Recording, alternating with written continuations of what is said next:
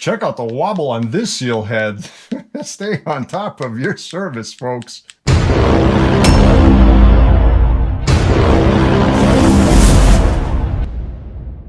Hey folks, we're back again with another video, and today we're going to be working on a 2022 Fox Float 34 Performance Series fork with a grip damper. Very popular fork, and Fox made it pretty easy to service. We're going to be doing a full service, full 50-hour lower. Stay on top of your 50 hours. Doesn't have to be exactly every 50 hours, folks, but stay on top of it. You're only doing yourself a favor. Air spring, super easy. Grip damper, not difficult at all. We will go through all this in detail in order to make sure that you are successful in servicing the fork so you can make sure it is in tip-top shape for your rides. So with all that being said, let's get into the tools and parts needed for this job. As for tools, I'm going to break it out into 3 sections so you could choose which section to work on no matter which service you do. The most important tool on the table, right there, safety glasses. Wear your safety glasses, especially when bleeding a grip or grip 2 damper. You definitely want to wear safety glasses for those two. 50-hour tools, order of use, pen, pencil, paper in order to write down our settings, shock pump to take down our air setting, and fill up the fork later when we're done. We're going to go to the rebound knob, remove it with a 2mm Allen. Then we're going to remove our nuts. For the grip damper, 15mm socket. For the air side, 10mm socket, with a ratchet to help you out. Then we want to separate the shafts from the lowers. Fox makes these custom tools. I bought aftermarket ones. You could do the same, or you could use couplers, make your own. I'll get into that during that portion of the job, but we are going to be needing a mallet in order to knock out the shafts. So then we're going to separate the fork. We need to empty out the oil. You're going to need an oil pan to do that. Then we're going to need a pick to remove the foam ring, some kind of tool or wrench, or if you have a tire tool that has a nice plastic coating like this one, to remove the wipers. Then we're going to clean the inside. I have my little ritual that involves a dowel, a rubber band, and paper towel. We'll get into that later. A little container. You can buy these at a dollar store for $1.25 store, really. 3 for $1 to soak your foam rings in the 20 weight. Then we're going to start putting everything back together. You're going to need a wiper installation tool for 34mm in this case, shock pump, alcohol, again, paper towels, and that's pretty much it. For the air spring tools, first we're going to start off removing the top cap, 26mm chamferless flat socket. If you have a bevel socket, just be very careful. You're better off with a flat socket. Then we're going to remove a C-clip underneath. A flat pick comes in handy. Any pick will work, but flat picks will definitely make it a little bit easier. So then we're going to remove the air spring, clean it up. We're going to clean the upper tube, dowel, alcohol, paper towel. We're going to work on the air spring. Need to remove the base nut, 12mm wrench, adjustable wrench, Nip-X, vise, 10mm soft jaw, and you will most likely need heat. And when it comes down to torquing that base nut back down, 12mm crow's foot, you definitely would like to have this to torque it down correctly. So we're going to work on the air spring. Then when it comes time after we change seals to put it back together, we're going to have to put the negative plate back on. A bullet tool will come in very handy for that. You could risk damaging putting that negative plate into the shaft without a bullet tool. Not worth the risk. Go buy an aftermarket one. You can get 3D printed ones now. We're going to need red Loctite in order to torque down the base nut onto the shaft and a torque wrench. And then we're going to need an air pump in order to fill up the chamber a little bit while we're working on the damper. As for the damper tools, first we're going to remove the dial, 2mm Allen to remove the dial. Then we're going to remove the damper itself, 26mm flat chamferless socket again. So then we're going to take a vise, we're going to put a soft jaw with a 22.5mm hole in order to mount the damper body, the main body. And we're going to need a 20mm wrench, Nip-X, adjustable wrench, to remove the rebound assembly first, okay?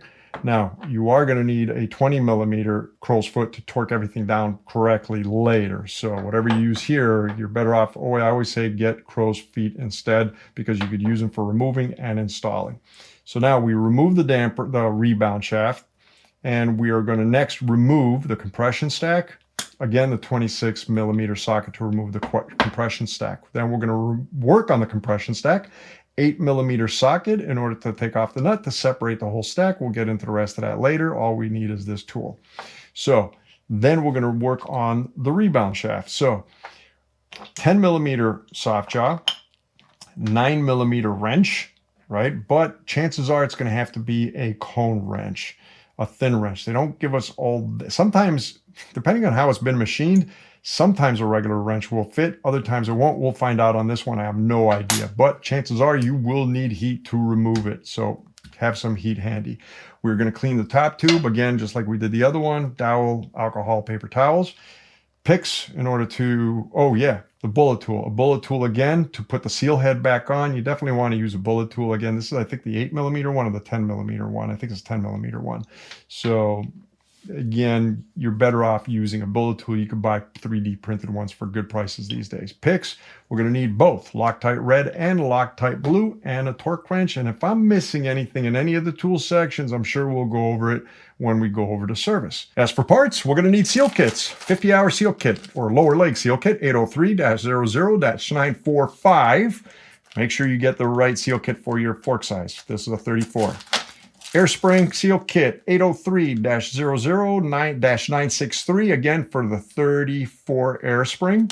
And for the damper, the grip damper, 803-01-320. This will work for, this has everything for multiple size grip dampers, 32, 34, 36, 38, 40, for multiple years from 19 and on, or 2019 and on. As for oils, 20 weight oil we're going to need for the air side, both up and down. Damper. So it used to be 5-weight PTFE infused oil, but Fox has transitioned all 5-weight PTFE infused oils to 4-weight. I'd like to use the 5-weight. I don't have enough 5-weight over here to do the job, so I'm going to go with the 4-weight.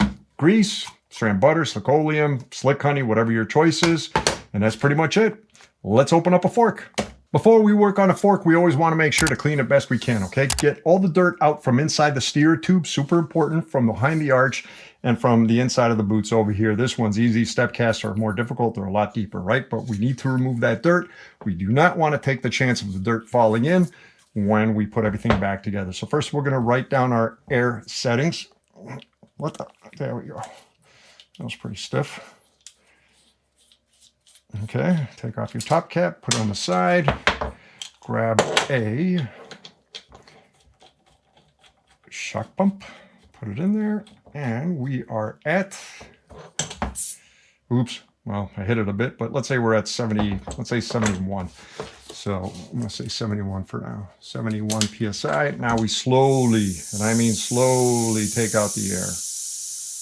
Do yourself a favor, don't rush it out. Slower the better.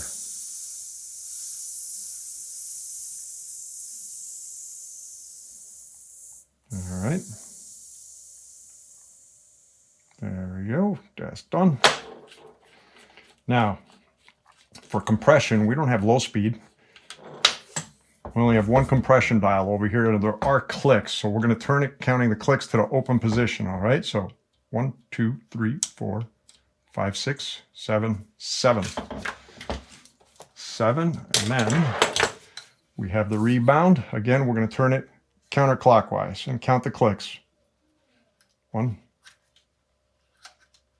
2, 3, 4, 5, 6, 7, 8, 9, 10, 11, 12, 13, 14 clicks. Next, we open it up.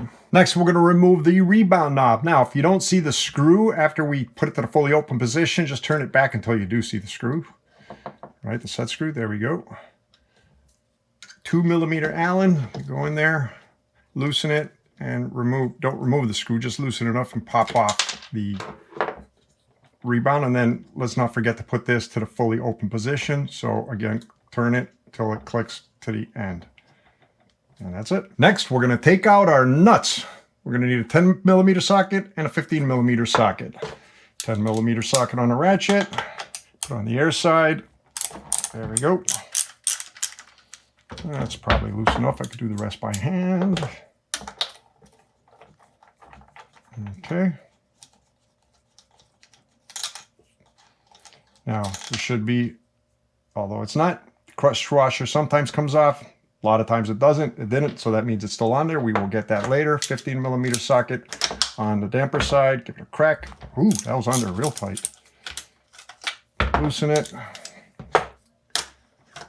Take it out. There we go. And this one does have the crush washer on it.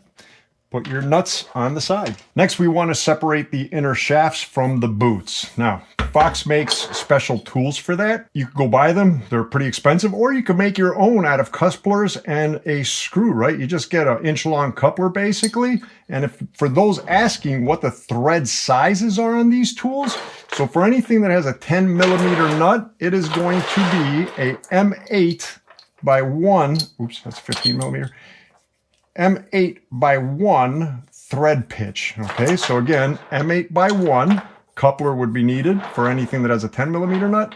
And for anything that has a 15 millimeter nut, it's going to be a M10 by 1, I'm positive. There we go. So it's an M10 by 1. Okay, so let me get this out of the way. The way this works, we're going to take it. In this case, I'm going to grab the larger one, go on the damper side first. We're going to screw it in about 4 times. 1, 2, 3, 4. And then we're going to take a mallet, give it a couple of taps, and boom. I felt it pop in. We're done with that one. We're going to take the 10 millimeter one, or 8 millimeter thread. We're going to screw this one on. Oh, there we go. Okay, again, about 4 times. A couple of taps, and that one popped off. This one still has the crush washer on it. And we separated our shaft. Yep. Pull it apart. Make sure you have your oil pan. And because the crush washer's still in there, it might be a little bit stiff. There we go. There's our washer. And, oh well, that's not good. Folks, stay on top of your 50 hour. So we have a good amount of, that's probably the PTFE 5-weight on this side, but there is 0 oil left on the air side. So this has the 20-weight, which is relatively thick oil. Folks, you stay on top of your 50-hour service.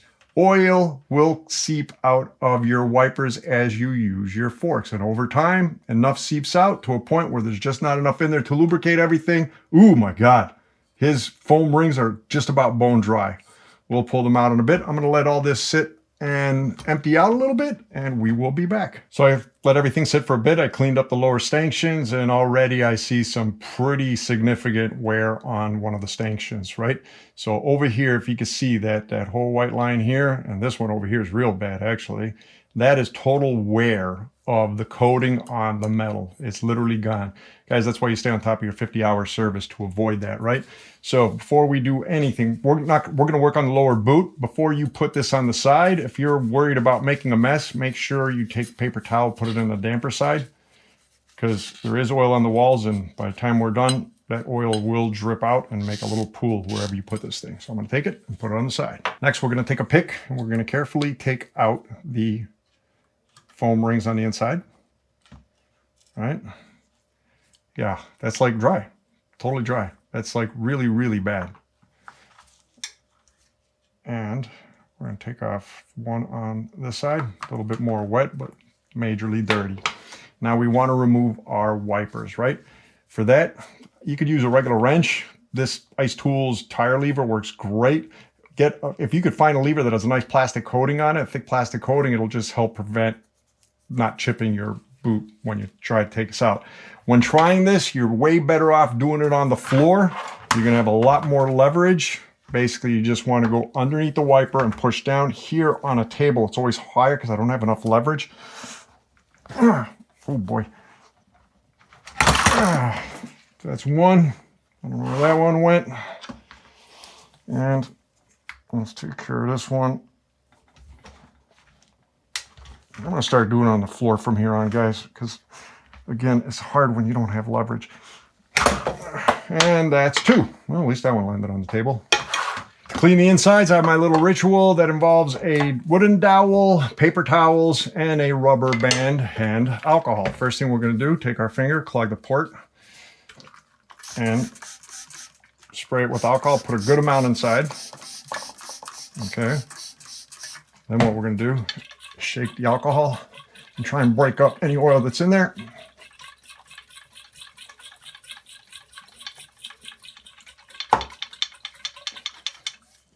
Pour out of this side first, the top side. Repeat. Make sure you get the holes on this version fork, right, where the oil passes through on both top and bottom bushing.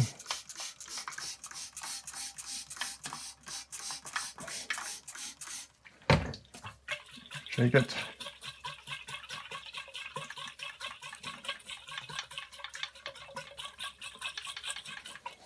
Pour them out, bottom. Grab our wooden dowel. Loosely wrap them, leave about 1.5 inches on top. Loosely wrap them, don't tightly wrap them. Okay, and pinch them in the middle. Grab a rubber band. Wrap around until he's nice and tight. Tear open a few inches of the paper towel so we have like a mop. And we go in there, put them to the bottom, let them soak up from the bottom. Turn counterclockwise first. Just let him sit there at the bottom so he soaks up real well. All right, the whole idea for those mopping things is to get the edges of the bushings, right? I don't think I've ever mentioned that in the past, but that's the reason I do it.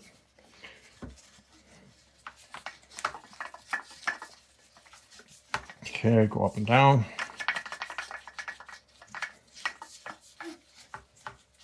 That's pretty dirty. Yeah. That's all like sand and grit and all sorts of crap. So you don't want that inside your fork. Take off the rubber band. And what I forgot to do, what I should have done actually, I'm going to repeat this on the same size. Might have to do it 3 times. Usually 2 times is enough. If you regularly maintain your fork, 2 times is way more than enough. But usually when it's in bad shape, 3 times will do. Make sure you put alcohol in it before you put the rubber band again. I mean the mop. Tear it open. Put it in.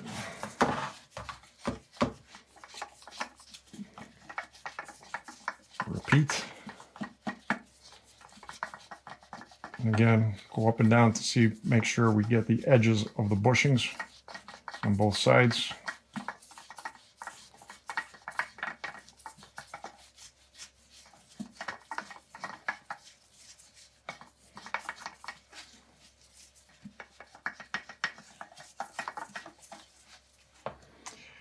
That is much better. I am going to do it a 3rd time. I'm not going to show that. I am going to show is grab a little bit of paper towel. Make sure you clean it well on top in here. Okay, so grab any dirt from the top where the wiper sits and get it out. Stick your finger in there real well. Grab a clean towel and empty that one out. So, and also get the bottom while you're at it. Now, we're going to repeat the same thing on the other side. I'm not going to record it. Just repeat everything that you just saw. I will be back when I'm done. So I cleaned it all up inside. Now we are going to inspect the bushings. 2 sets. 1 set up here, another set around here, right? Use light. Point it to the light. I can't do that on camera. I'm just going to use that background. We're looking for reflections, or basically we're looking for scratches, extreme rubbing, extreme wear, so on and so forth, right? If you see a little bit, it's not all that bad. Like this one has, well, a good amount of rubbing on this side over here. And bottom one looks pretty decent there, actually. This one's got a lot of rubbing on this side, on the insides. On the insides over here, it's rubbed down real good. The back is rubbed down real good over here, actually. So again, I mean, to be expected, especially on this side where there was no oil in it and the foam ring was completely dry. Then we have the top ones. These gray ones are a little bit harder to see. We're just looking for, again, scrapes, scratches. It's a little hard for me to see. I almost need a flashlight for this. Ooh, that's a lot of rubbing right there. See what I mean? That's like past the coat, literally. So, I mean, it's like metalish past the gray.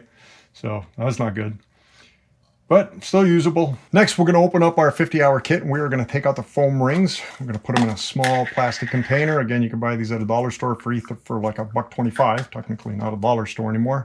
Take some 20 weight oil. Put it in there, put a little bit of extra because we're going to use that extra to fill up the lower leg and a bit of the air spring. Okay. Sink it in there with your fingers. Press on it. We want it to absorb as much of this oil as possible while it is sitting there. Make sure you always close your bottle of oil. Don't be a bonehead like me that manages to spill it occasionally. Take our cap, cover this so we don't spill it. And now, if you only want to do a 50-hour service, you're going to skip towards the end of the video for part 2 of the 50-hour service where we put everything back together. Next, we are going to work on the air spring. For the air spring, the first thing we're going to want to do is take off the cap. 26 millimeter chamferless flat socket. If you have a chamfered socket, one that has beveled edges, be very, very careful. You do not want to strip this screw up here or this nut up here, all right? So 26 millimeters, gonna need a good crack. There we go. That one wasn't too bad, actually. I'm gonna take it. We're gonna remove the air cap. All right. 2 tokens in this one. We're going to take them, put them on the side. Next, we're going to remove the C-clip holding the air spring in. Now, if you look carefully on the C-clip, there's a lifted side and a flat side. This is where a nice flat pick comes in. We go underneath the lifted side. We just lift him up and we walk him out. And he just happened to spring out on me. And then, actually, just in case he makes a bit of a mess, we're going to grab onto the air spring and we are going to pull him out. Oh, there we go. Ooh, nasty. Nasty, nasty, nasty. I'll be honest, I don't think this fork has ever been serviced before. I cleaned up the air spring for now. We're going to put it on the side. I also went looking for my C-clip. We're going to put that on the side. Next up, we're going to clean the inside of the stanchion for starters. Since this one hasn't been worked on in years, let's clean the bottom over here. Make sure there's no dirt trapped in there or debris. We saw how much debris was inside the air side boot. And then we're going to do the same on the other side. Grab any heavy stuff that might be, see, just like that. We don't want to drag that through when we clean the inside. The air side is very important not to have any scratches in it. The damper side, not so much. So now we actually are going to take some alcohol, spray them on the inside. Then we're going to take a paper towel, bunch them up into a ball, stuff them in there real tight, make sure he's nice and tight. Grab a dowel, poke him through. That's pretty good. I'm going to do it one more time. Okay, paper towel. Put him through. Dowel. Poke him out the other side. And he is looking great. Now we want to make sure we don't have, I don't know if you guys can see that well, but I'm looking for scratches. There's definitely a whole bunch of wear up here, which is relatively normal. Well, there is more than there should be, I think, personally, but it's okay. It's not too bad. The inside looks pretty clean, actually. The inside, no real issues. Next, we're going to remove the base nut. Now, I pulled out the vise with the soft jaw. We need a 10 millimeter hole. And for those who ask, because there have been a few people who asked, if you look, 10 millimeters, 9.8, whatever, it's going to be 10 millimeters. So if you notice over here, I pulled out the seal kits. I aligned them based off size to make it easier to identify. For starters, we have a O-ring on the base nut that we want to remove, right? So let's try and get underneath them and pull them out because we might need heat to remove the base nut. And, well, we don't want to melt this guy on the base nut. Put him on the side. Clean the shaft with alcohol real well before we put him in the soft job. Make sure that that is free of grease. That's already been cleaned. 10 millimeter hole.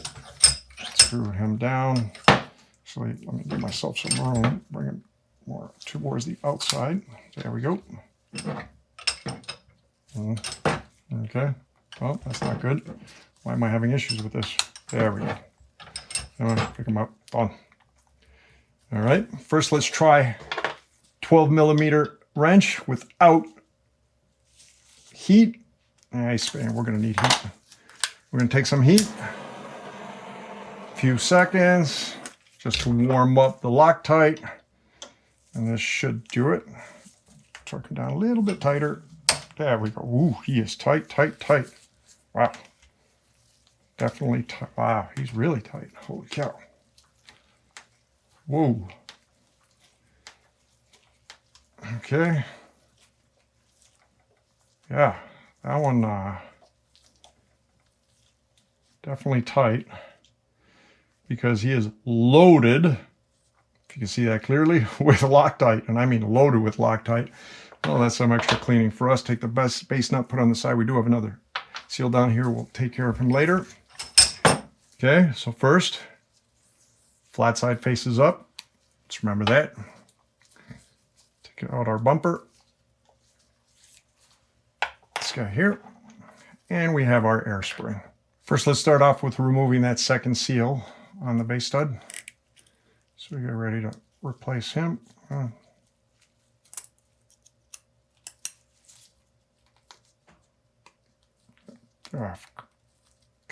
There we go. Let's put them together.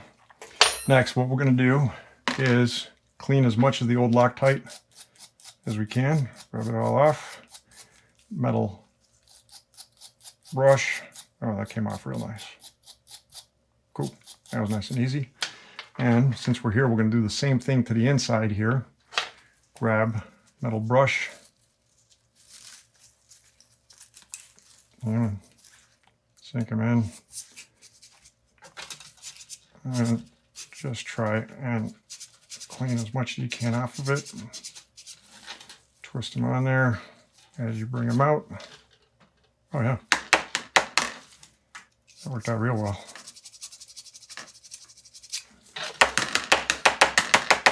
Cool. Yep, that looks good. Awesome. Put this on the side. Next, we replace the seals on the stud nut. First, we're going to grab the larger one. That's the replacement right here. Out with the old, in with the new. We're going to put a little bit of grease on it. Then, thick threads. Put them on top and sink them into his seat right there.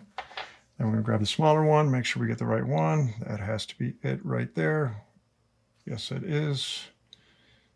Out with the old, in with the new. Put a little grease on that one. Fine threads. This one might be a little bit stubborn to get on sometimes, but we'll get them on. Let's clean off any, well, we're going to do this later anyway, but any grease off those threads, because we are going to put Loctite on those threads. Leave them on the side. Next, we're going to grab our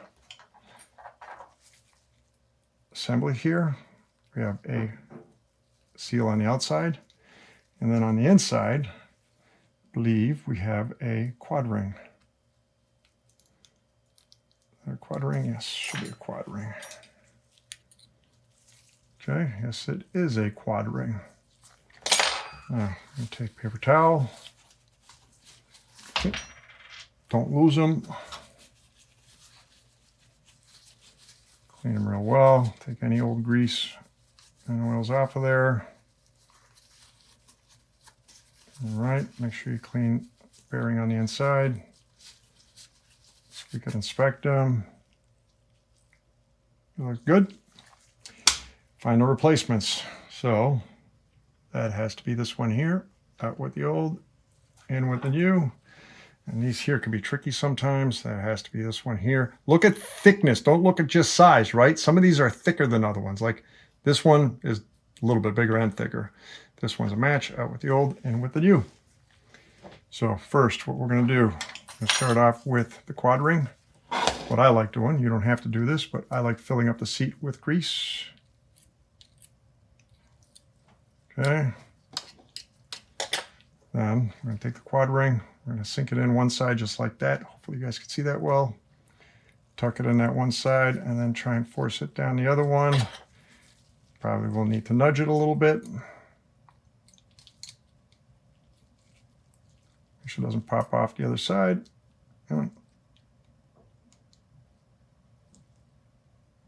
And ooh, nearly had him. There we go.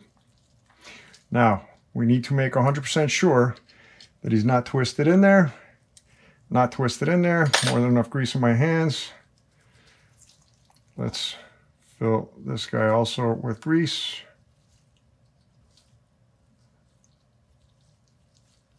Okay, nearly there. All right. Now we're going to take the O-ring, put it on side. Cool. Let's clean the bumper, stopper.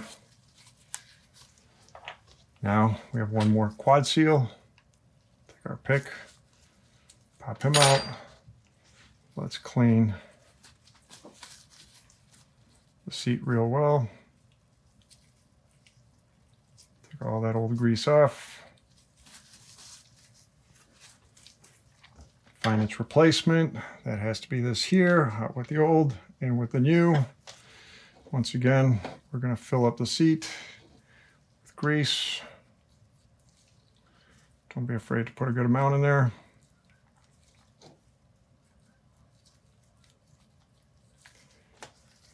Cover the O-ring with grease. We're going to take them on. Now this one, you really have to be careful that you don't twist them when you put them on there, or at least check them. See, it's twisted. It is definitely twisted right there. So let's see if we can straighten them out. There we go. To reassemble it, we're going to grab the air piston. We're going to grab the stopper, wide part down. We're going to grab the bumper. We're going to put this on. Now, when it comes to the piston, flat part faces up, right? But this is a quad ring.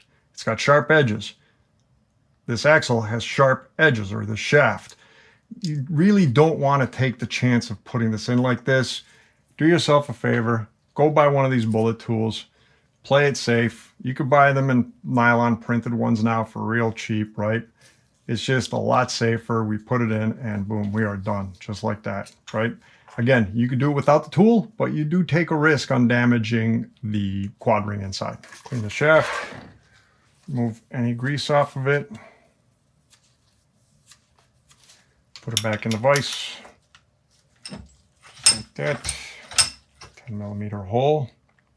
Now, what we are going to do, make sure there's no grease on the threads on the inside, and take off any grease on the base nut threads, the fine threads. Okay. Just one more time. Make sure it's nice and dry. Just stick it in there, stuff it in there, twist it around. There we go. Now, two ways you could do this.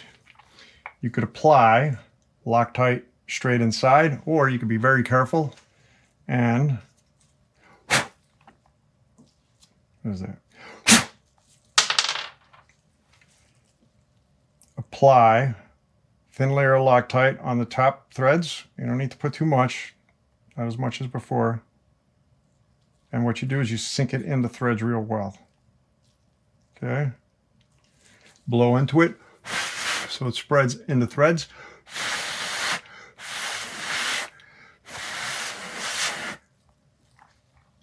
And we take them carefully. Don't touch the edges. Try not to touch the edges. Just go straight down to the middle, just like that. And done. And we screw him in. You just don't want to touch those top edges. Okay, if you need your wrench to help you, Nip-X adjustable wrench.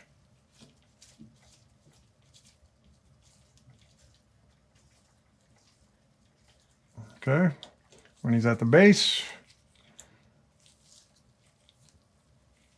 there we go. To torque it, crow's foot, 12mm, 5.7 Newton meters. Take them, twist them. There we go, 5.82 within spec. We're good. And it's ready to go back into the upper tube. Before we put them in the upper tube, let's change out our last O-ring. What do I do with it? Right over here on the top cap. Okay, leave them on the side. We will replace them. Let's clean the threads. In fact, let's take out the tokens, just push them apart just like that.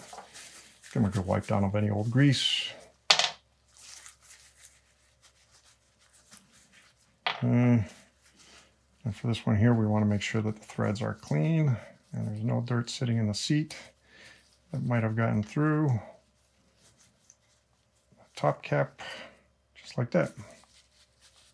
That's why we clean it. Okay, find a replacement O-ring, and that's this thicker one over here. grab some grease, thin coat, doesn't need all that much. Put him back in his seat.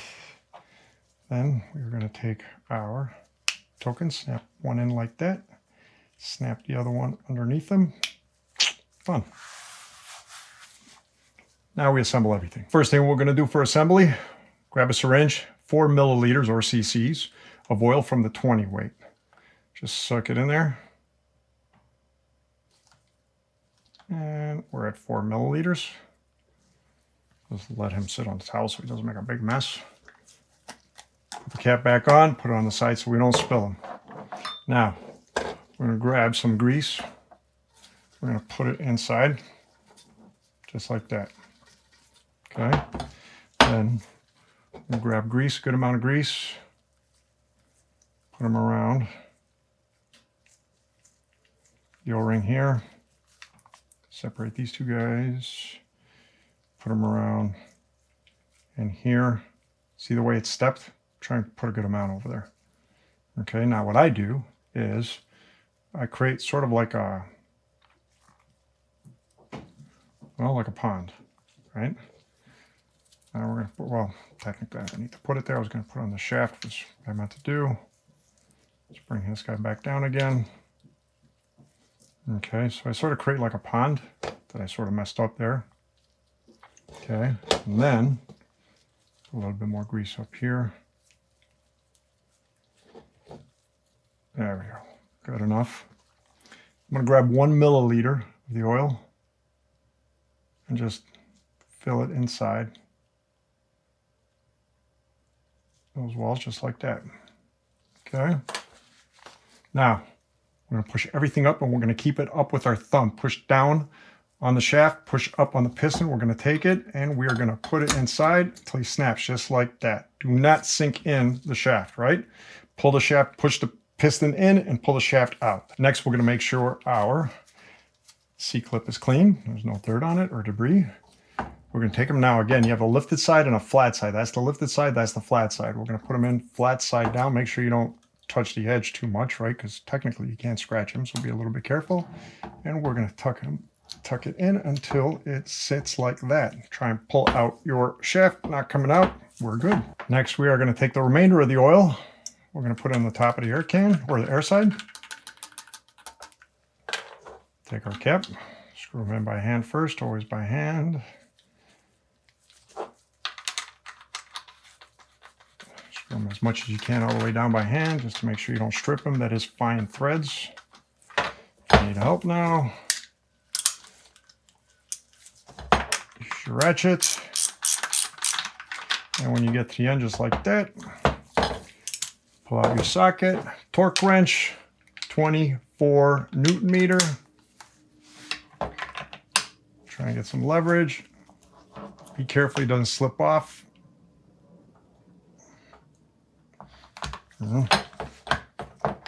It's tricky on the table. Come on, get in there. Okay. Oh, thought I had him. I don't know why it's giving me a hard time. For some reason, my hands feel slippery. There we go. 24.9. That's funny. It's 24.8 technically. I just do 24 to make it simple. Next, what we're going to do, grab a shock pump.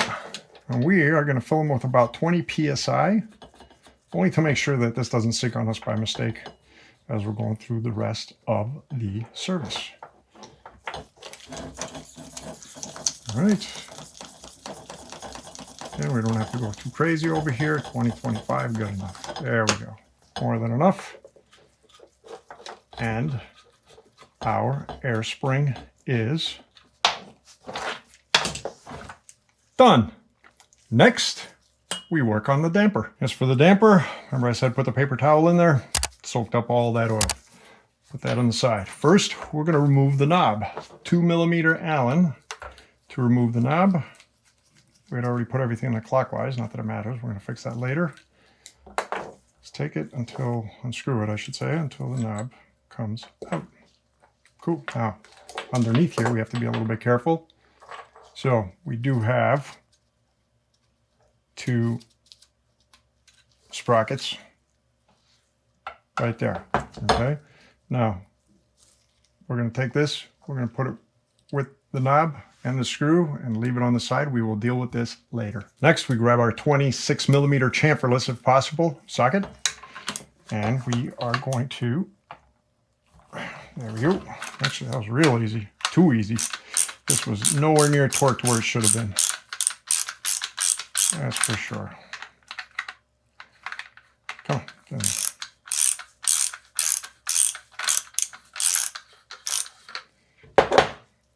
And careful. This is our grip damper. Just like before, first let's clean the inner tube.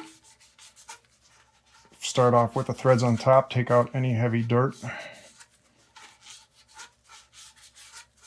And then we're going to put alcohol in it. Spray some in there. Grab a paper towel, bunch it up. Nice ball. Dowel, force it through. Again, this one here, chances are it's not going to scratch because nothing really touches it on the inside. Next, we want to open up the damper to remove the oil. Two ways you could do this. One, you could take off the compression stack, clamp down onto the tube. Just do not clamp down within, let's say, 8 inches to be safe, right? Because this is a one-piece mechanism. There's a piston over here, and if you clamp on it, you could actually damage your tube, right? So you're going to clamp on that piston. You want to be below that piston, and then you use your 26mm socket to unscrew this thing. Or you could clamp it on the other side and remove the rebound first. I'm going to do it this way because, well, it's easier to record, to be honest. But either which way you do it, you want to make sure your surface is clean. And then you want to put in a soft jaw hole, 22.5-ish millimeters. That serves me correct. Yep, 20. There you go, 22.5 millimeters. So, soft jaw hole with 22.5 millimeters. Let's put this guy in. On this side, we don't have to worry about him that much. Okay, let's clamp it down. Do not over tighten him. 20mm, unfortunately. And there is Loctite on this, and he is spinning. Let's go a little bit tighter. There we go. Loctite blue on this one.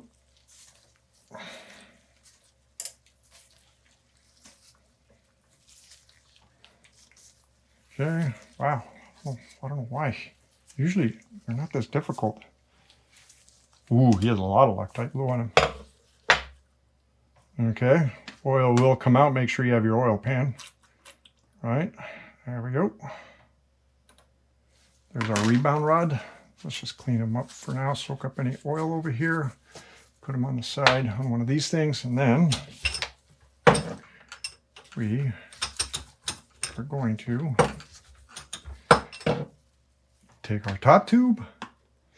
Ooh, nasty. Yeah, that's pretty gross actually. And there's all sorts of little bits in there. My guess those are from the seals inside.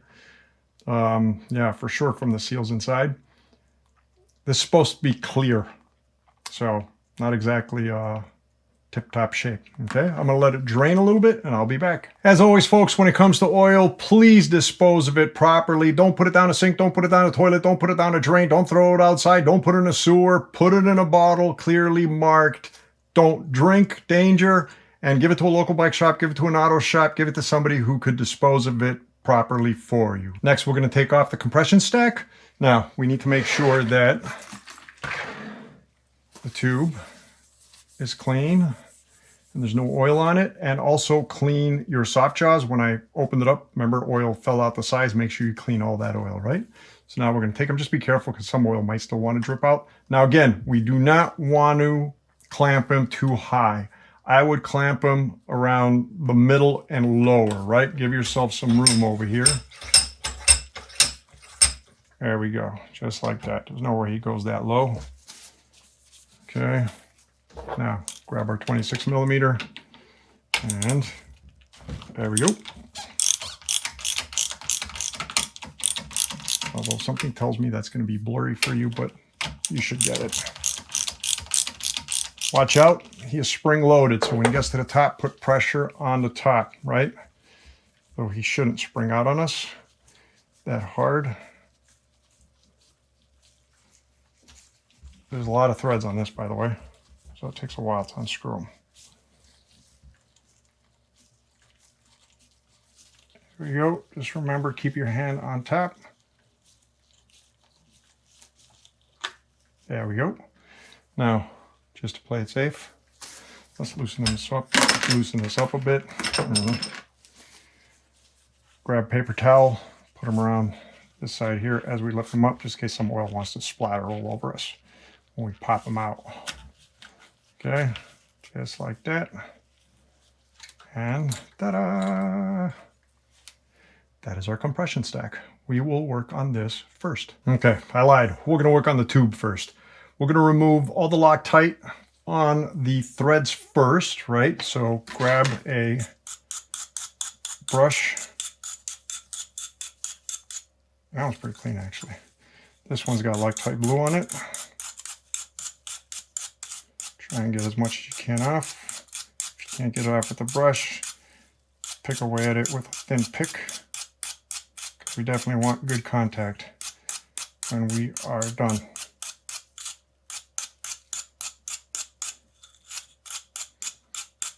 Okay. All right. Oh, grab that thick piece right there. Good enough. Now, take alcohol, spray it inside, bunch up a couple of paper towels. Smaller size ones, just like this. And we're going to grab a dowel, poke it through. Now this one, we definitely want to inspect the inside, make sure there's no scratches, and there is no marks at all. It is in good shape. Now we will put it on the side. Now we're going to separate the compression stack. If you look over here to my left, I opened up the seal kit, organized all the seals by size to make it easier to find them, right?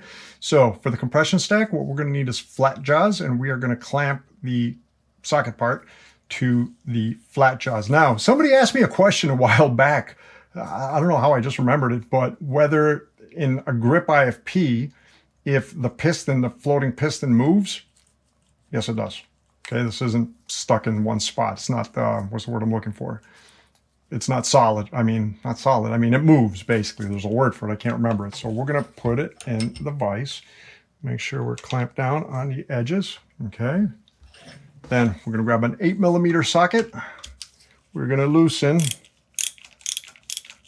the top nut over there so we can do it by hand. And then we're going to separate everything in order. The grip damper is actually a really easy damper to service. Okay, so first, let's put this on the side. So first we have a nut with a spring. We're going to take that nut and the spring, we're going to put on the side. Okay, then we have check plate. Put that on the side. Then we have our little piston over here. Now watch out. There could be shim stuck to it at the bottom. It's not, right? So if you notice there's two sides are different, right? This has two rings. This has one, well, two rings that sort of pop up, and this one has one. The one sticks downwards, right? The two stick upwards. So we're going to leave it like that. Then we have shims. Should be 4 of them, if memory serves me correct. All of them should be the same size. Let's make sure this was the top shim. Next shim, yep, there we go. Then we have our preload cap, I believe. Yes, preload cap. There shouldn't be anything underneath this. Although I think in older models, like, I could be wrong. Something tells me there's also a wave washer on older models, but I don't remember, so I won't say anything. Too late now. So then there's a pin over here. We're going to take out that pin. Leave that on the side. Then we're going to pop out our IFP assembly. Separate the spring from the IFP itself. And then, last but not least, we have our compression adjuster. We're going to unscrew it completely counterclockwise until it comes out, because we have a seal. And that is the entire grip assembly. Now we clean and change seals. First, let's start off with the cap, or at least the housing, whatever we want to call this. Sure, there's a name for it. Now there is a seal on it on the top right here. Let's just take it and scoop it out. Find its replacement quick on this side. which is this one right there. Out with the old, in with the new. Don't forget our grease. We need just little thin coats of grease for all this.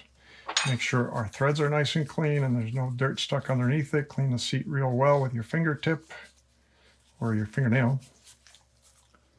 Then put him underneath, sink him back in, and it's sitting on its seat. We have a nice clean shaft now. That part's done. Let's remove from the adjuster. Come on, there we go. Done. Let's clean it. Look for the replacement O-ring. That has to be this one here. Out with the old, in with the new. Put a little grease on it. And we slip it back in. Come on.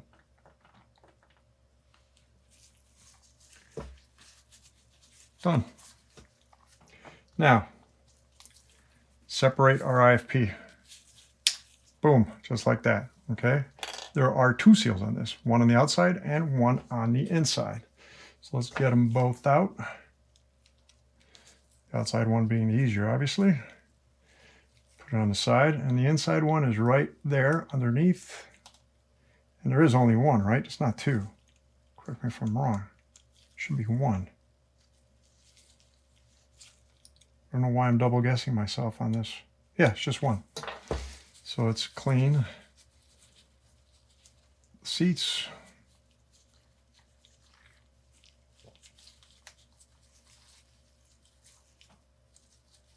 Clean the inside. Okay, find our replacements. That's this one right here. Out with the old. In with the new, and that's this one right there. Out with the old, in with the new. So let's start with the inside. Just a little bit, like we don't need a lot of grease here. Just a little bit, all right? We are gonna pop it in, sink it down, and we're gonna grab a pick, we're gonna flatten them into its seat on one side, and then we're gonna tuck it in the other side. Just like that. Oop, I had him and he popped out. We're so close. Oh, no wonder.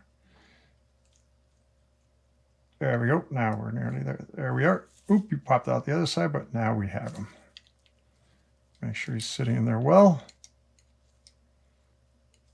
What was that? Wow, that was weird. I don't know what that was. Okay, whatever that dirt was.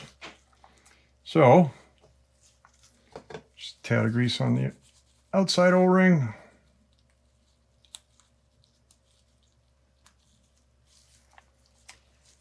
We can clean this if we want, both outside and inside. Since we're here, why not?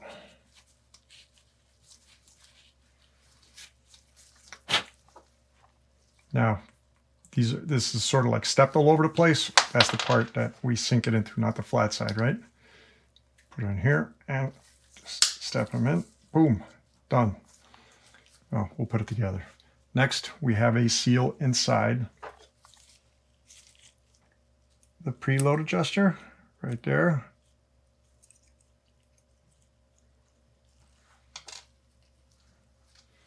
Find its replacement. This one has to be it. Out with the old, in with the new. Put a little grease on it. We could try and clean them. Really not much to clean over here, really. And we will put him in a seat. Again, stick him in one side. Make sure he sits in and tuck him in the other side.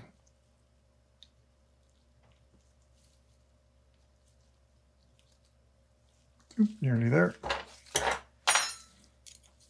There we go. Done. And our last seal right here.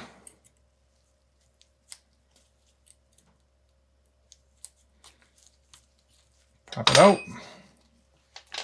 Find a replacement. There it is down here. That's why I put them in order. Out with the old, in with the new. Just a really, really light coat.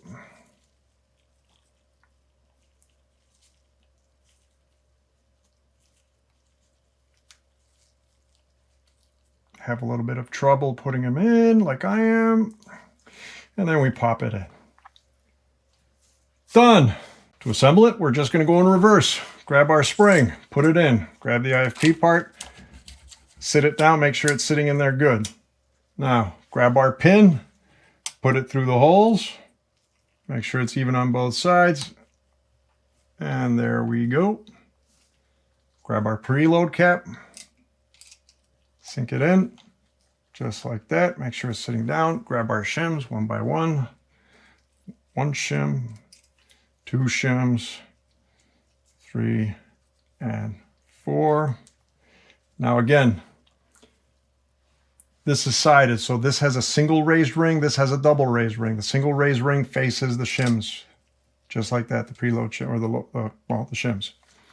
Then we have our check shim. Now, when it comes to installing this, there is a bit of a trick. First, let's put in our spring. We need Loctite. In fact, there's Loctite in there. I'm going to go clean it up. Now what we're going to do is we are going to apply a little bit of Loctite right at the base. Very little. We're talking about very, very little. We don't need much, just a little dot. Done. See that little bit? That's all we need. Okay, we're going to be careful now. We're going to put this on.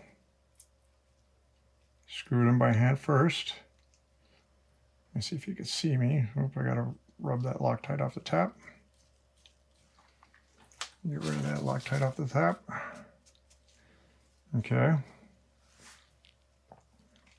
Now, when we screw them down, we need this check valve to float. We want to make sure we don't pinch them. All right, so for starters, we're just going to take it down by hand as much as we can before we torque them. Okay, that's pretty much all I could do by hand.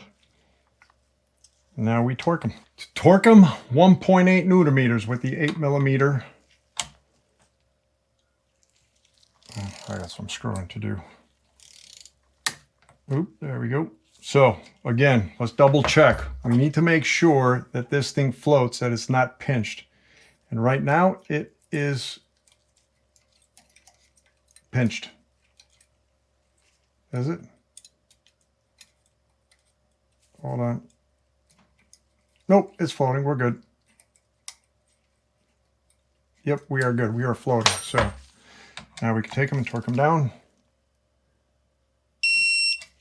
1.81. Wipe off any Loctite red on top.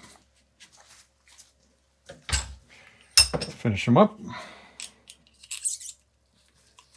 Clockwise all the way in. For now. For the rebound, the first thing we need to do is remove the base nut. For that, we're going to need a 9mm wrench. The only problem is that you might need a cone wrench. Sometimes you could use a wider one, but this one in particular, only a cone wrench will really fit in there without actually touching the threads. They do machine them, but sometimes they don't machine them equally, I find, right? So 9mm cone wrench. Make sure you have your rebound knob handy. That will come into play. Let's first take out a O-ring that's here because I'm pretty sure we're going to need heat on this guy. Put the O-ring on the sides. We find them later, replace them. We're going to need heat. Have that handy. Now, we're going to need a 10mm soft jaw hole. And just to show you that it is 10mm. There we go. Squeeze down, 10mm. Done. We are going to take alcohol. We're going to clean our shaft real well before we put it in the hole. Okay. I know I'm going to need heat, so we're going to take some heat. I'm going to put it on there. Grab our 9mm and we're going to loosen it. There we go. Ooh, that was a little bit tight. Tight. tight. Now, there's a bit of a trick over here. The rebound adjuster and the base nut are connected together, and there is a spring and a ball in there. And I mean, if you're not careful, that ball and spring could fly out, right? But it is in there. So we want to unscrew both of them together, okay? We want both to come out at the same time. I'll show you what the mechanism looks when I'm done. So grab your rebound knob and turn them. First, take your rebound knob, turn it all the way into fully open position. That means it's all the way up. Now, we could turn both at the same time if you need help. There we go. Again, always make sure your rebound knob is in the fully open. That will ensure that they come out together. So this is going to take a bunch of turns, just quite a bit. Oops, wrong side. There's quite a bit of threads that we are going to have to. Okay, again, make sure that we're in a fully open. They come out. We're nearly there. Make sure your rebound is in the fully open. It's getting easier and easier. All right, nope, nearly there. Okay, if it still seems like it's locked in there, that means the adjuster rod is still in there. Keep on unscrewing the rebound. Don't force it up yet. See what I mean? It has its own threads. I don't know why they did it like that, to be honest. Okay, now we are nearly done. There we go. We can take out the shaft as a whole. Okay, let's take out our rebound knob, put it on the side for now. We're going to need it again. That's what I was talking about. So just to show you guys, you don't need to open this up if everything came out properly, but I'm going to open it up just to show you what I mean. There is a spring and a ball inside, right? So there are no seals in there. It's just a spring and a ball. So there is a seal over here that we need to change. We're going to work on that right now. Let's grab a pick. Let's get underneath the seal. Okay. There we go.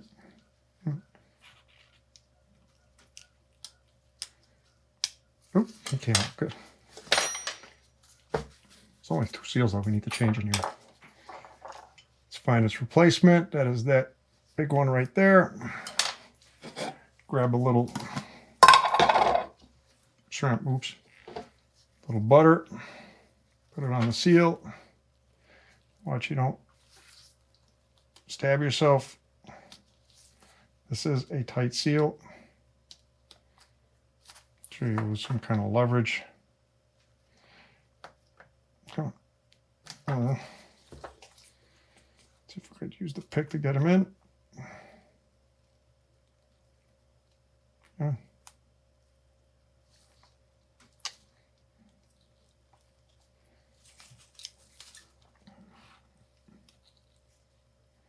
Come on, man, give me a break.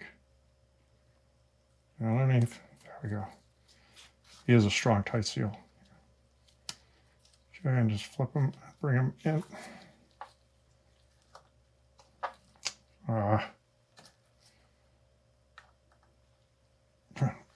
Get over.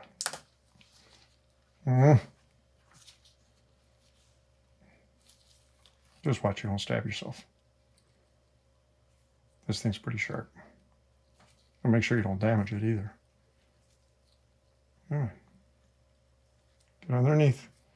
And now over. There we go. Done. All right. So now what we're going to do, what we can do, just put a little bit of grease on the spring. Put the spring in the hole just like that. Then we can just put a little bit of grease on the ball so it sticks to it. All right. Now we are actually, you know what? Let's clean this. There's a lot of leftover Loctite. Let me go get the brush so we can clean that. I cleaned the base nut, no more Loctite on it. So again, we're going to take the rebound adjuster. We're going to put the ball in there, right? Now, I'm going to grab the wide part that has the 3 guides in it, right? There's 3 seats in there. We're going to put it in, and we need to squish down the bearing into the spring until it all goes in, and then it sits flush like this. Put that on the side. Next, we have our seal head. Let's take that out. We will be replacing it. Let's clean up the shaft real well. Since we're at it, let's actually, believe it or not, there's no Loctite in there. All of it was on the base nut. Go figure. Let's clean the inside. Check yours to see if you have excess Loctite in there. I'm actually real good, surprisingly. Now, we have the new seal head. Once again, with the seal head, there is a quad ring in there. We don't want to chance putting it in. You can try it, but you could damage your quad ring. This is a sharp edge. Quad ring is a sharper edge. We could use a bullet tool for this, okay? Take a little bit of grease on the tool. Better safe than sorry. Cut part down, facing that way, right? Look how much easier it goes in with the bullet tool. So now we're going to grab our rod, our adjuster. Now, we need to screw them in together again, right? You're just better off screwing it in together. So make sure they both screw in just like that. It might get caught when the base nut tries to go in, right? Sometimes it'll screw it. Oh, this time it just screwed in. Good. So I'm just going to keep on screwing until both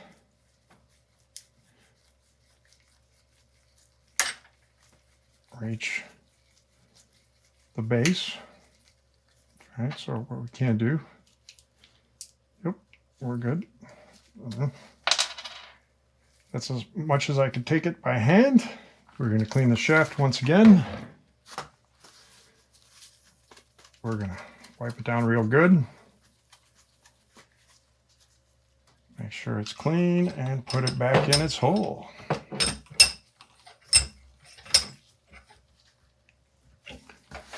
Here's the 9mm for now. Okay, can't do any more by hand. And now we torque it down, 9mm wrench or crow's foot, 90-degree angle at 4.5 Newton meters. See, it's not going to fit. Great. Yep, that's the issue. Again, I thought this one, why doesn't this one fit? I could have sworn that this one would fit. So that's a bit of an issue. We're going to have to do this by hand.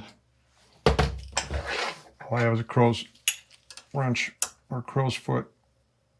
So that's 4.5 is a good hand tight, not fist tight, just a hand tight. Good amount of leverage right there. All that's left now is the glide ring. Let's take out the old one, put it on the side. The new one's always going to be significantly bigger. We will deal with that in a bit. And we replace the seal with the old and with the new.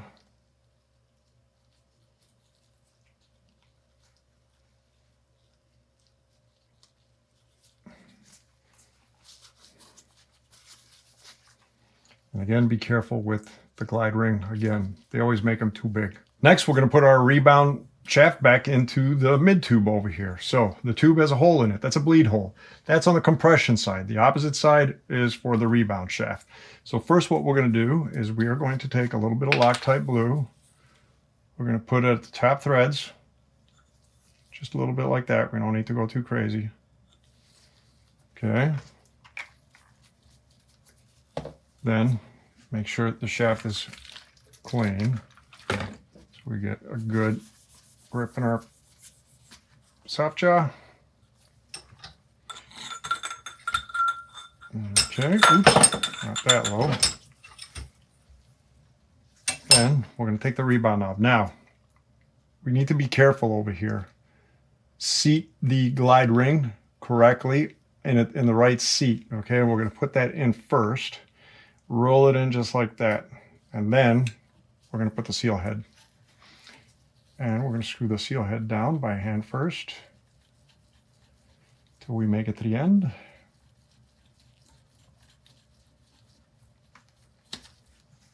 All right, see if we could go a little bit further with our wrench.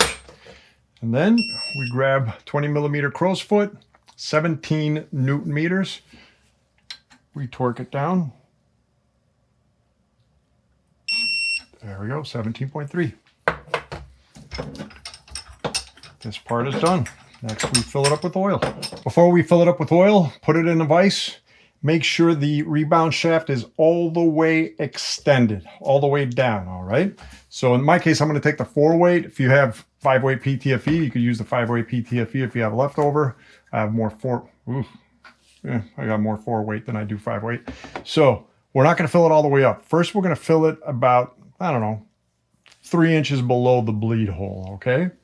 So we're just going to take the oil and put it in.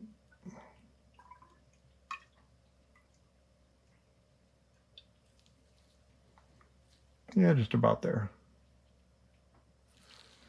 Okay, so I'm around here, right? Now what we're going to do is slowly cycle the shaft up and down. And the reason we're doing that is to remove all the air from underneath the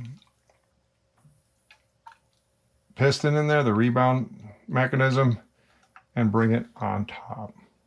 So if you look inside, I don't know if you can see that, but you can see bubbles coming up every time I do it. Yeah, I don't know if you can see anything in there. Now I can't even see inside. It's funny.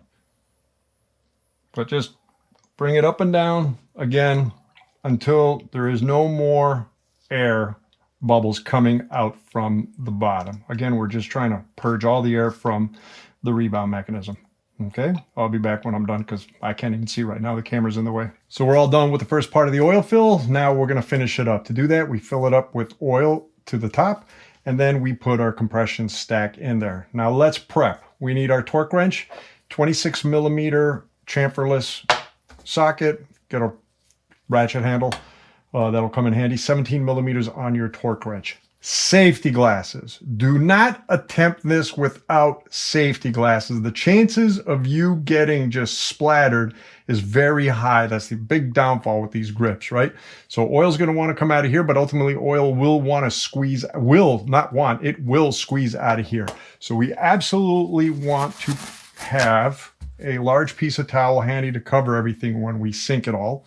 And also put a towel at the bottom over here. And just to play it safe, bring this up. Let me put this guy down. Now we need to make sure that now your rebound knob should already be in the fully open position, right? We should, I believe we did that earlier. Your rebound shaft should be all the way down. Okay. Now we had put in the adjuster. We're going to take out the adjuster again. Okay. I just put it in there to keep it safe more than anything. We're going to take that out. We're going to put it on the side. Okay, now we're going to fill up the tube with oil until a little bit of oil comes out of the bleed hole. All right, so we want to see oil come out of the bleed hole. Nearly there, I can see it climbing.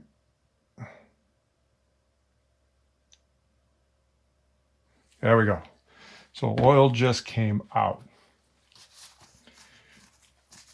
Now, what we're going to do is we're going to take our compression stack and we are going to insert it. When we insert it, we want to cover but not block that bleed hole for starters, okay? And we're going to slowly sink this in. First, we're just going to try and get this part in, okay? And then what we're going to do is cover more of it, because when this part goes in, I guarantee you oil is going to it's going to stream out, but we don't know what direction it streams out, and the chances of it streaming out in your face is actually pretty high. So roll it in there slowly, okay, just like that. Oops, make sure you don't get any paper towel in there. All right, so keep on rolling it in there slowly. There you go, right? Now, cover it real well as you're slowly inserting it. Cover your hand on top. In fact, to make your life easier, because you're going to have to screw it in. Could you see that? You can't see that, can you? We'll see. You'll see it in a bit. I'm going to bring it down a little bit more now. Again, just slowly take your time. Make sure it all goes in. There you go. Whoops. Oil's coming out. All right. So, again, this is going to make a bit of a mess. All right. So now that it's at the bottom over here, what we're going to do is grab a little of alcohol, clean the threads,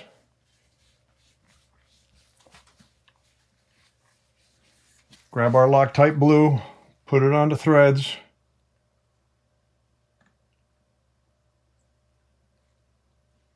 just like that. Now, again, grab towel, and we're going to sink it and screw it in now. All right. So just like that.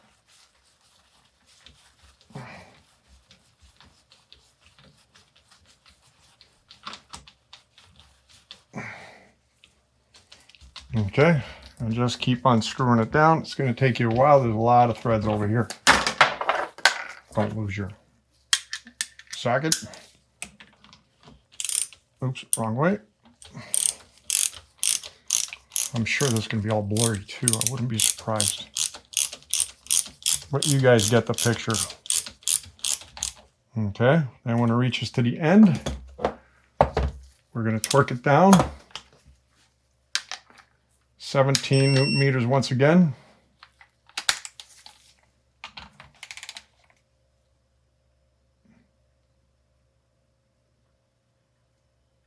Oops, whole thing's turning. Let's go a little bit tighter. There we go, 17.5. Now we are going to grab our adjuster, compression adjuster. We're going to put it in and screw it all the way down.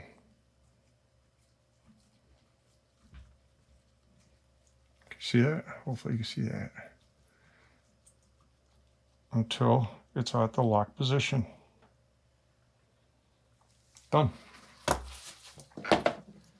Our bleed is finished. What we do now is clean up the rest of the oily mess. To test them, we're going to need both our knobs, all right? So we know that we screwed in the compression to the fully locked position just now, right? We brought it right to the end. So if I try and press on this, man, it's not going anywhere. I mean, it's maybe a millimeter, if that, and that will adjust itself. That is not moving anywhere. That is pretty much locked out now that I think about it. It is definitely not moving, right? Now, I'm just going to take the knob and only move it about, I don't know, a quarter turn, right? It's just like that. And now it definitely moves. If I move it, let's say a half turn, there we go, right? So now I could feel, and this thing's going to adjust itself as time goes by, right? So, I mean, you can only do so much over here. So now we're going to test the rebound. I'm going to put this back to the fully locked for now. Let's test the rebound. And I'm going to put this into the fully locked where the fully open. Okay. That should be, so it should go, oops, I just put this one on the fully locked like a bonehead. I'm going to clean all this anyway. Let's put it half turn again. So it goes in, and now it doesn't want to come out because we're in fully locked. I mean, I got to put good force on it to get it out. And if I go to the fully open, it's coming out on its own and fully open. We got a really good working damper over here. We are all good. To put them in the upper tube, grab them, slide them in, screw them by hand. Always try and lock it in by hand first before you bring the tools out. Wow, why is it giving me, where's the click? There we go. That's it. Go backwards until you feel that click. That click is the threads, two threads engaging. Okay, do it by hand. All right. Grab our torque wrench, again, 24 Newton meters.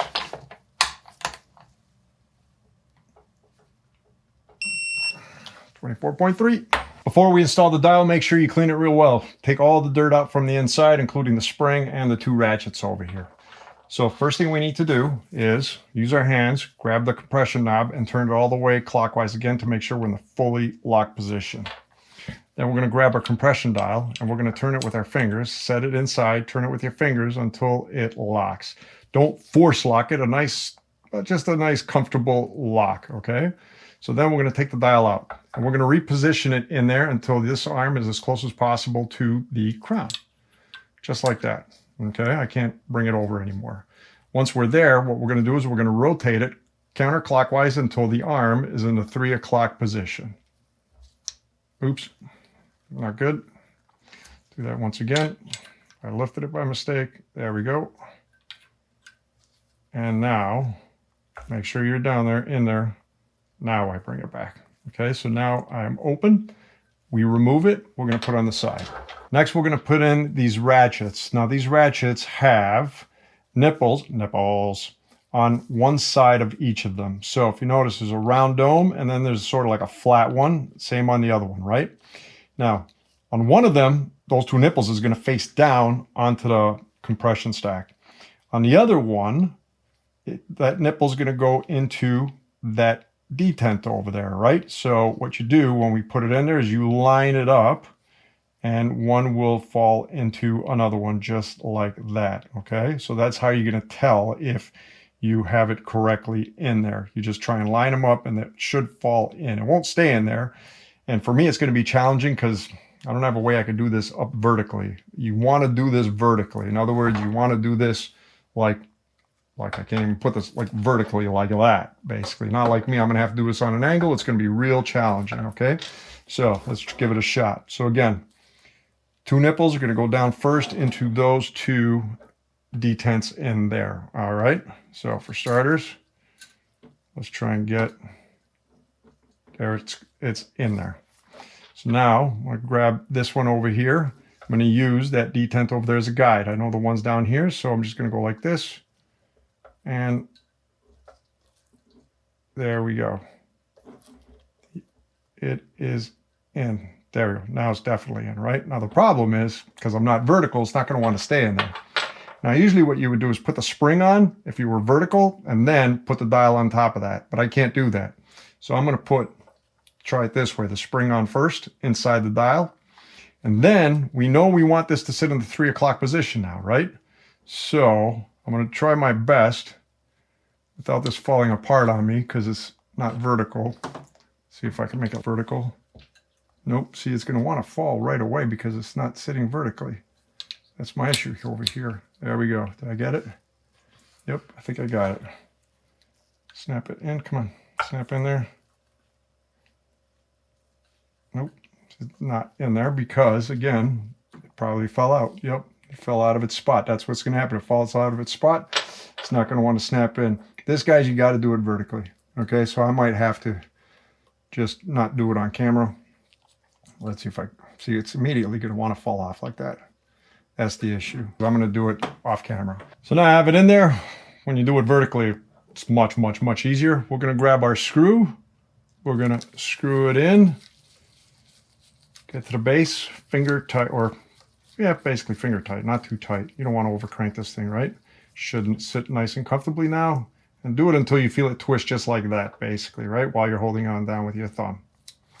And now we can test it. That's fully locked. That's not going anywhere. And that's fully open. And that's definitely going somewhere. And that's the midpoint. When you hear that click, that's the midpoint, right? So fully open, fully locked. And you should feel the clicks the whole way through. Cool.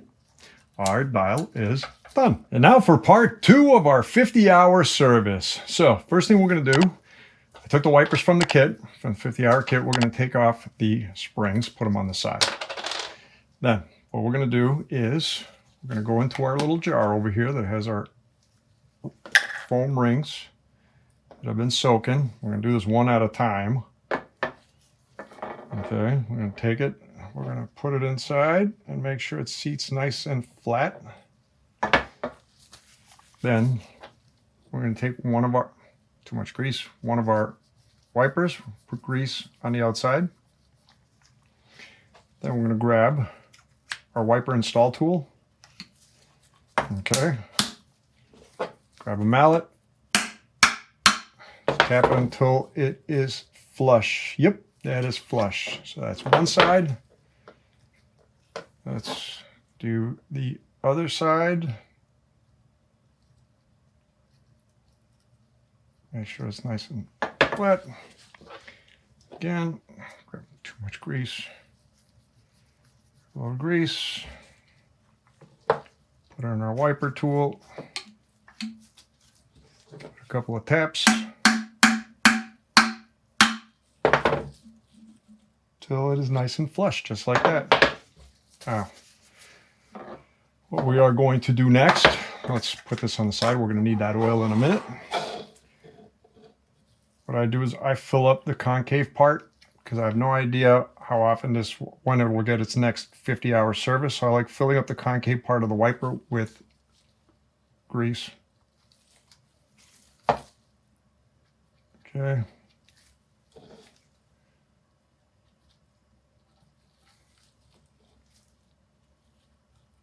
There we go. Put a little bit more on this side. Cool. Now what we are going to do, because this is our best opportunity to do it, is we're going to clean any grease on the backside, especially on the backside, because once we put the upper in, it's going to be much harder to get to.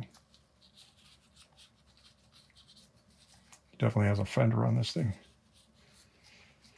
Okay. Make sure I clean it good.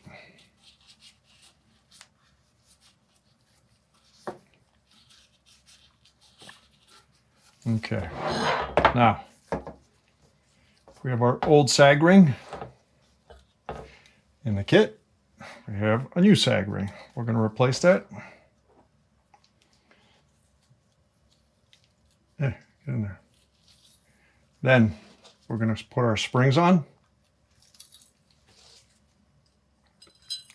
And now, serial number facing you, arch facing down to make your life a little bit easier.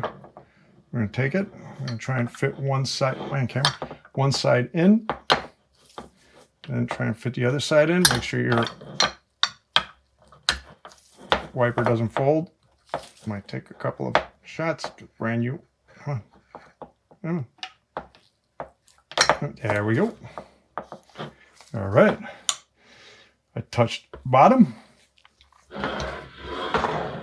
Now let's prep our nuts in order to fill it up with oil and close it up. To prep our nuts, first I'm going to grab the 15mm nut and, oh, I got lucky, yay! And pull out the old crush washer. See, the crush washer, well, crushes, right? There's a bevel in it now. And we're going to clean it. So we make sure we have a good connection and there are no leaks. And we're going to put the new crush washer in it. Just like that. Leave it on the side. Then we have the 10mm nut. Clean the seat for the crush washer. And done. Put them on the side. So next we fill them up with oil. Before we fill them up with oil, we have to make sure the shafts are not exposed, that we have enough entrance for oil. So let's pull it back a little bit. Right? Just like that. Okay. So oil for the lowers is based on what fork you have because there's many different options. So if you look at this chart right there, for this fork, which is a float 34 130mm travel, there is 10 cc's needed on the air side. And since it's a grip damper, I need 40 cc's of either 5-weight Teflon or, in my case, 4-weight on the damper side. So I had already preloaded my syringes. I have the 20-weight over here, 10 cc's. I'm going to take it. I'm going to inject it. Make sure you inject it on the right side. So this is the air side. We're going to take it and boom, done. Let's empty it out real well. And now I'm going to take the 4-weight and inject it in the damper side.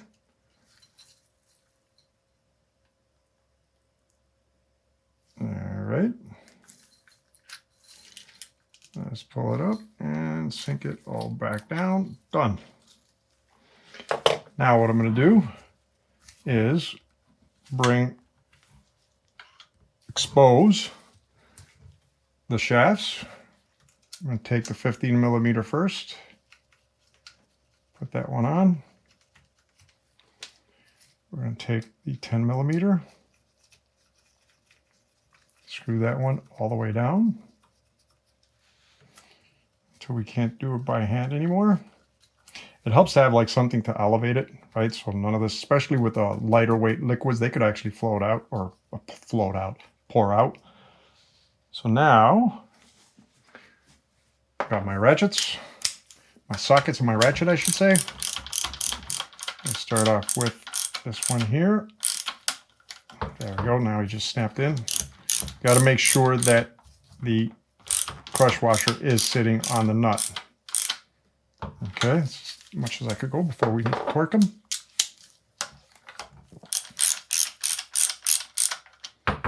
Okay, now we torque them. To torque them, 10 millimeter nut, 6 Newton meters is what I do.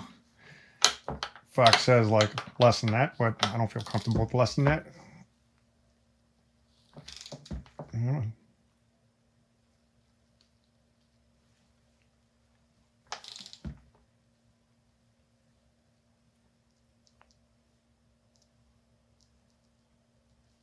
We're getting there.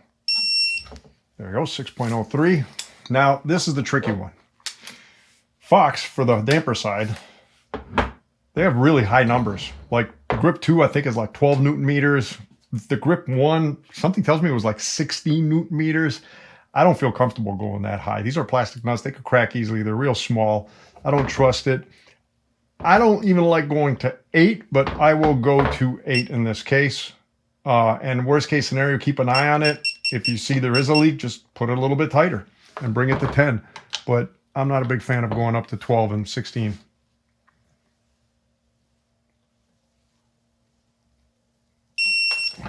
There we go, 8.14. Next, we're going to grab a pick. We are going to install our spring back onto the wiper. That is 1. And that is 2. Next, we take our rebound knob. The adjuster has a dimple. If you don't see it, just turn it to until you could see it. We're going to take that screw and we're going to line it up with the dimple. And we're going to grab our 2 millimeter and we're going to screw it into that dimple. Don't over tighten it, finger tight. Make sure it works. Yep, we are working great. Next, we're going to take alcohol. We're going to spray it down all over and remove any excess grease and oils so it doesn't stick to it, because it'll stick to it like a magnet after the first ride. Make sure you get all these areas. Make sure you get inside here where the lower boots are. Make sure you get around the crown area. Right, stanchions, crown itself, I mean the arch area, the crown itself, and ta-da! There you have it, folks. You just finished fully servicing your Fox Float 34 Performance Series fork with a grip damper. Again, not a hard fork to work on. You guys could absolutely do this. 50-hour service. No matter what fork, stay on top of your 50-hour service. You're only doing yourselves a favor. Air spring, easy enough. The damper, a grip damper, is actually a very easy damper to work on. It's real simple. It goes by real quick once you get used to it, okay? So a little bit of love and this thing will do you just fine. As always, after your first few rides, make sure you clean the stanchions, because extra grease and oils will want to come out of the wipers. Just make the wipers' jobs easier by cleaning any dirt that attracts, or limiting the amount of dirt that could get attracted to it, right? From here, put your dials back to where they were, put your air pressure back into where it was, put on your cap, and then you're ready to go out there and have some fun. So, folks, if you like this video, please click that like button, man. It would be super appreciated. Click that subscribe button to see more videos. Click that bell button, ding, in order to get notified when new videos get released, and more videos like this are coming.